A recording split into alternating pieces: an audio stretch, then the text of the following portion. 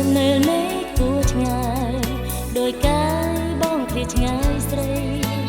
រំធស្លុតអងក្នុងហារតីអូនរៀងរៃអាយកាព្រោះអបបព្រួយភ័យសានឹងអាឡៃប្រជីវាតាហារវៃបាត់ស្នាមិនដឹងថ្ងៃណាវល់វែងចំបងទាំងទឹកនេត្រាអរ៉ាឈឺផ្សាទម្នេញនៅតែមិនខា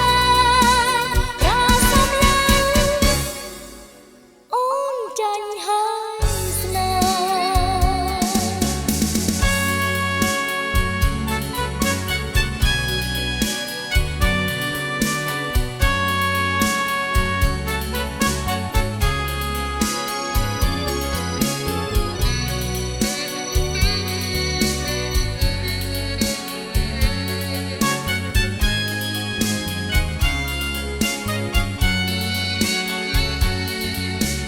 ហឡើងមើលមេឃគួរឆ្ងាយ